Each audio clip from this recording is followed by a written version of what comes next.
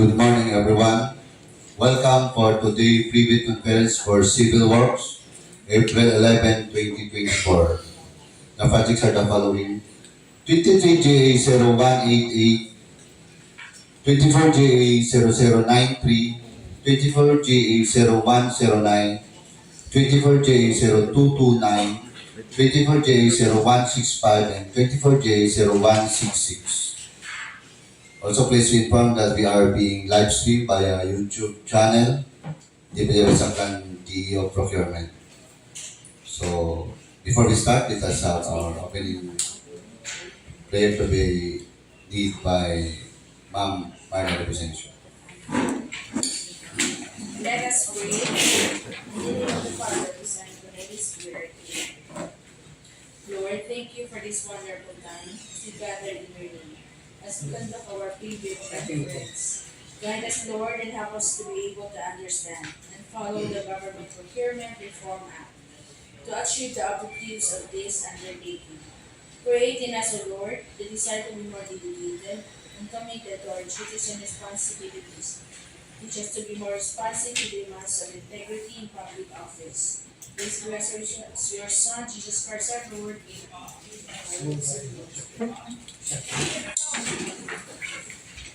Thank you, Ma'am Marla. For the determination of quorum, may I call Mr. Ray Bermia. Okay, thank you, Sir Nabas. Once again, good morning. Before we start our private conference for civil works, and at the same time, opening bids for our small value procurement, let's have the roll call of our back or members who are present today, which is presided by our Vice Chairperson, who's our Chairperson of Division Talita, was already retired, effective today. So let's start from our Vice Chairman, Sir Dantanis, Present. our three regular members, Ma'am Evelyn de la Vega, Ma'am Marla Representation, and Sir Joey Oreta. Our provisional member, Sir Janito Alcino is not around, but out of five who are present today, so still we have a quorum in the private conference for civil works, and at the same time, deepening which for our small value procurement canals. Thank you. Thank you, Mr. Ray Bermia. So, let me call on the technical personnel from Planning Design Section to discuss little description of the project.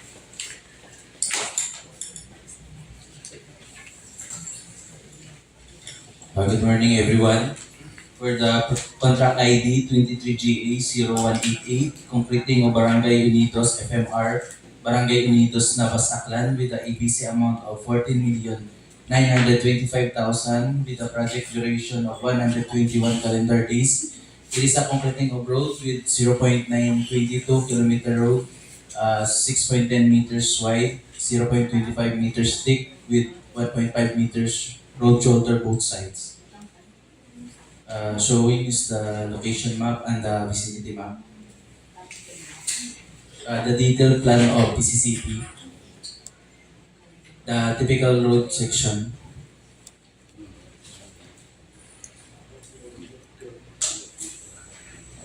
Good morning, everyone.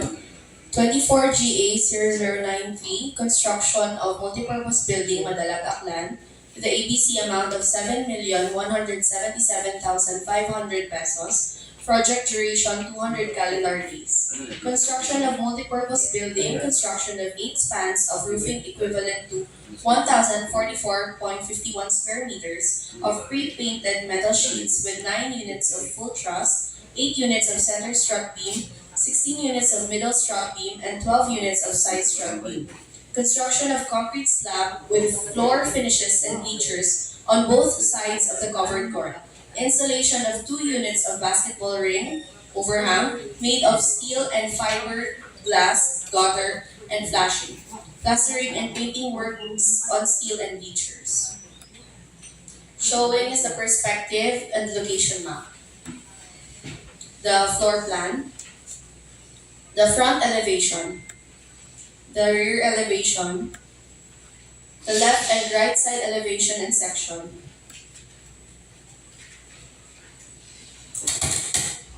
For the contract ID of 24GA0109, Rehabilitation of Julio Refol Senior Memorial Cultural Center, Barangay Poblacion, Altavas, Aklan, with the ABC amount of 4,950,000, with a project duration of 150 calendar days.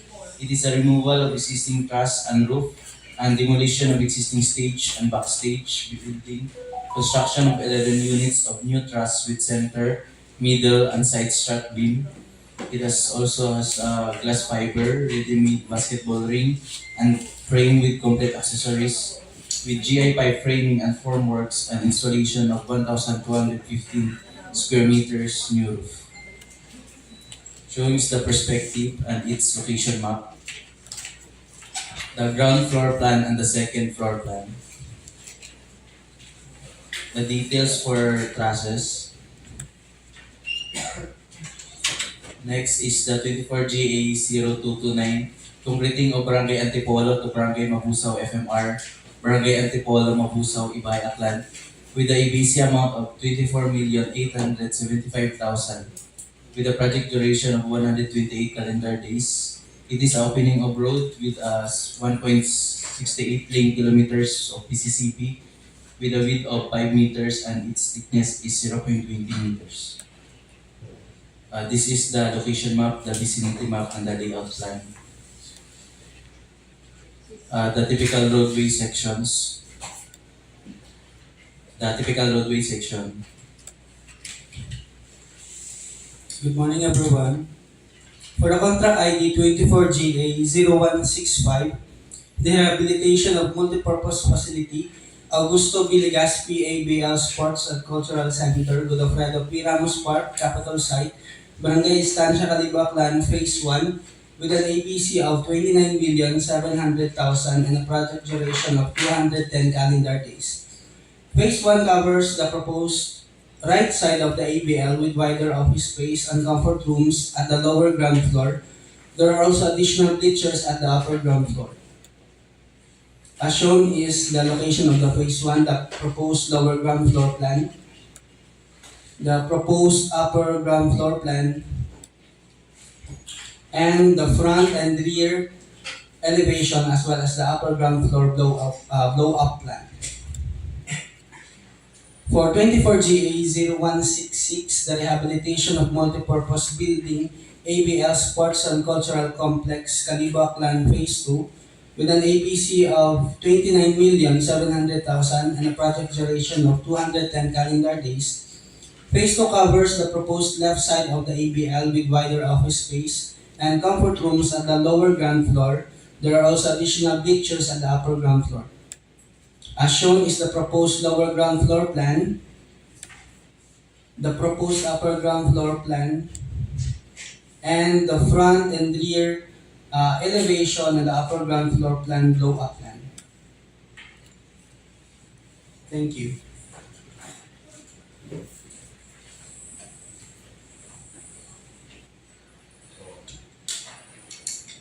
Any clarification or question regarding this detailed description of the project? So, if none, let us proceed.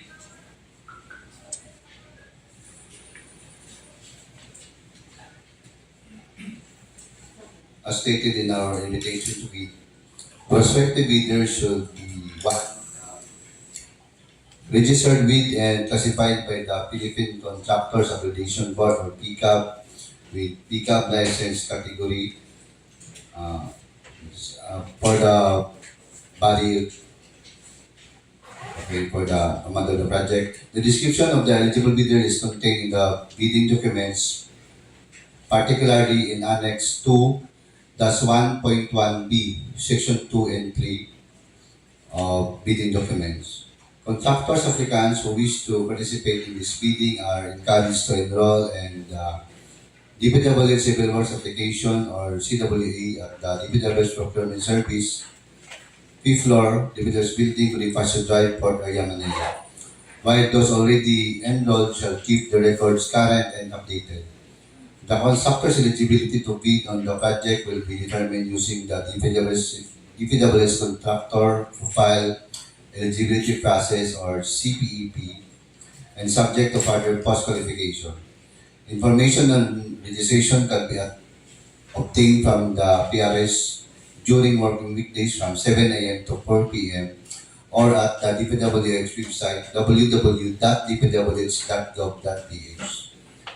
Per GPP Resolution number 15-2021, prospective bidders are required to upload and maintain current the following eligibility documents in the PGIPs. A. Registration certification from SEC or DTI registration. B. Mayor's or business permit for its equivalent documents. C. Tax clearance. D. Pickup license and registration, and for the E. Audited financial statement. So for any expired documents among the recited eligibility documents shall render the PLG Platinum Registration Certificate as automatically suspended, and its validity shall resume only once the said expired documents is already updated with the PLGs. For recently mayor's expired mayor's permit together with the official receipt as proof that the prospective bidders have applied for renewal within the period prescribed by the LGU shall be accepted by the PLGIPS for the purpose of updating the PLGIPS Certificate of Platinum Registration and Membership. Consequently, the prospective bidders shall maintain an updated and current PLGIPS Platinum Registration and Membership in the Civil Works application or the CWA. Prospective bidders with expired eligibility documents have not yet updated their records in the CWA are advised to attach their newly updated Platinum Registration and Membership Certificate. Only the following documents are required from prospective bidders prior the sale of the bidding documents to A. Company ID or any government issued ID. B. Authorization letter. And for the C, letter of intent for foreign funded project. Bidding will be conducted through open competitive bidding procedures using non-discretionary pass or fail criteria as specified in the 2016 revised implementing rules and regulation of the Republic Act 9184, otherwise known as the General Procurement Reform Act. The contract shall be awarded to the lowest calculated responsive bidders or LCRB who was determined as such during post-qualification.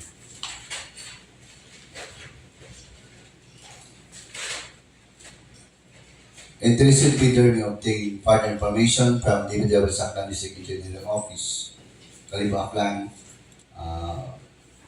during weekdays from 8 a.m. to 5 p.m. A complete set of documents may be acquired from the interested bidders on April 4 to April 2024 from the address below, and the payment of the applicable fee for the bidding documents. Okay, so bid submission may be done manually or electronically online. However, bidders should only select one mode of submission, either manual or electronic. Bid must be duly received by the bidding award committee secretariat at the address below for manual submission on or at the electronic bids_aklan at dpwh.gov.ph for electronic submission, or on or before April 4, 2024 at 10 a.m. All bids must be accompanied by its bid security in any of the acceptable form and in the amount stated in the ITB closed item. Bid opening shall be on April 2024, immediately after the deadline of the submission of bids at the Bid in Award Committee, Conference Room, Nabas District Engineering Office, Kalibo, Aklan. Bids will be opened in the presence of the bidder's representative who choose to attend at the address below. Late bids shall not be accepted.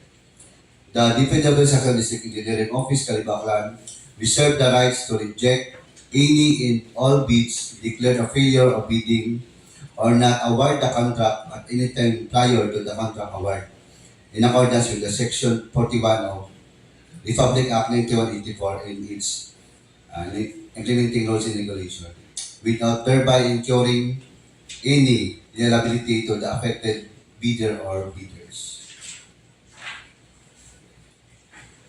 So, any clarification?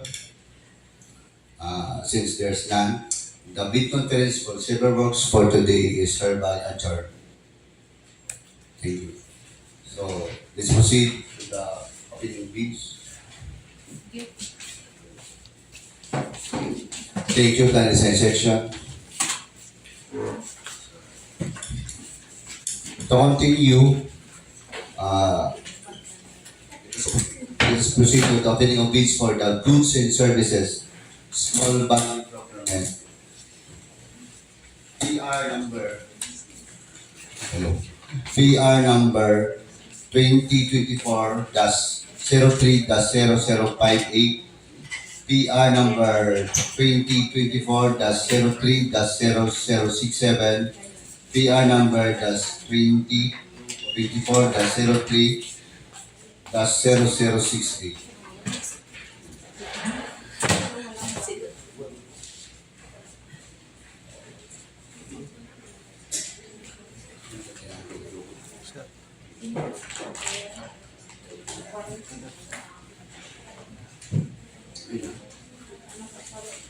So to continue, may I request the box secretariat to open the box.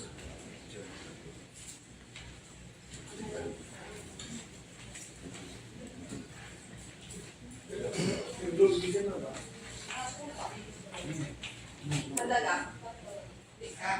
Yeah. Yung nga na.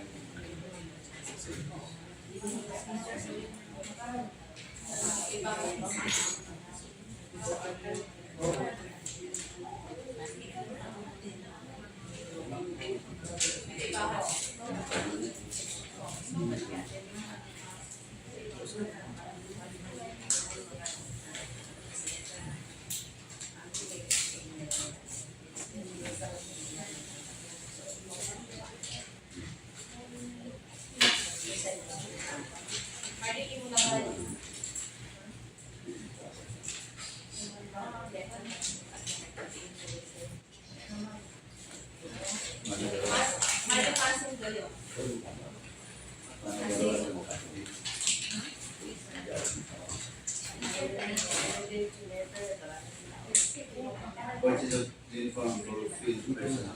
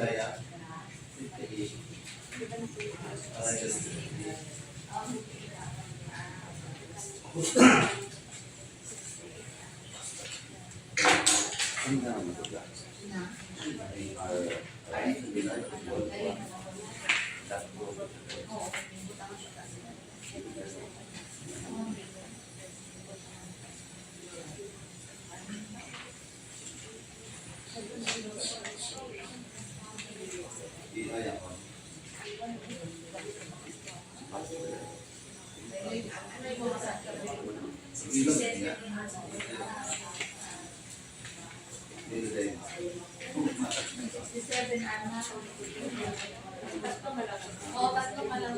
68 mo. 68 ah.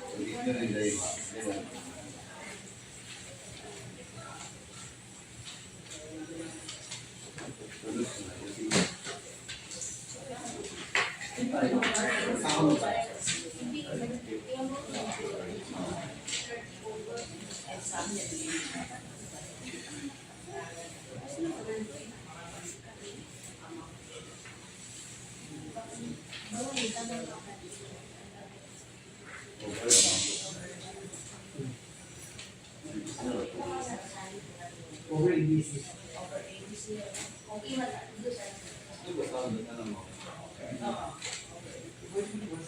Wala na over ABC. Kaya alam mo lang. Hindi mo na ito.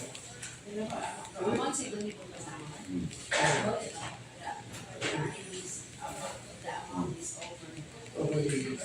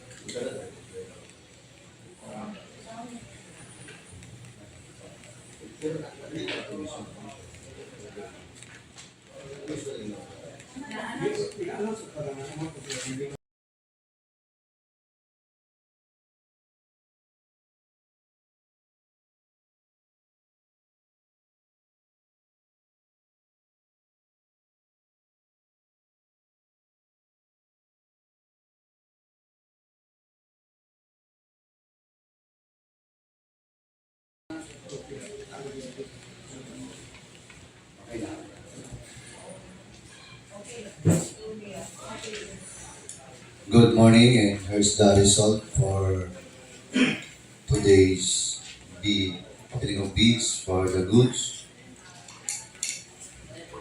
For the PR number 2024-03-0058, purchase of uniform for field personnel with the ABC of 201,000 pesos.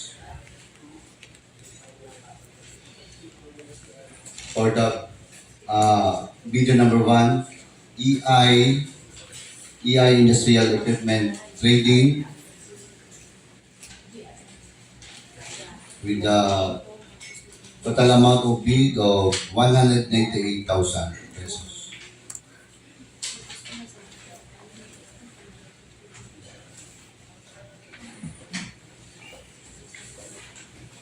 For the bidder number 2, Makata Hardware with the total amount of bid of 230,000 and 750 pesos. The amount of bid is higher than our ABC. For the bidder number 3, All-Star Merchandise, with a total amount of bid of 233,500 pesos. Also, the amount of bid is higher than our ABC. Good morning. For PR number 2024-04-0068. ABC is 921,472 pesos and 80 centavos. We have 3 bidders. First bidder is Bono Merchandising Incorporated. Net amount bid is 921,392 pesos. Bono. 921,392 pesos. JRF Construction Supplies. Amount bid is 921,240 pesos. Masing and Sun Development Corporation, 919,318 pesos.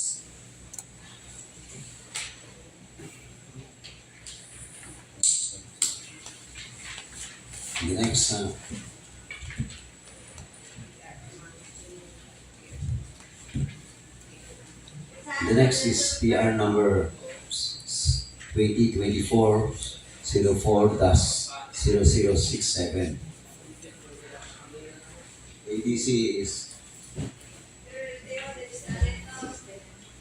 769,050 pesos. The first bidder is Aquarius Construction. The amount of bid as read, 768,200 pesos. Okay. The next bidder is MQ Enterprises.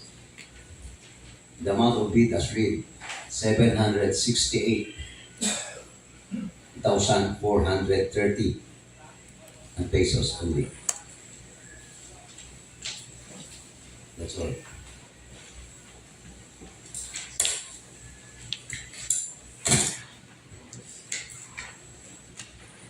So that's the result for our opening of goods for today. So please be informed that all bids are subject with detailed evaluation and cost qualification. Is there any question or concern? So if none, our bidding for goods for today is hereby adjourned. Thank you.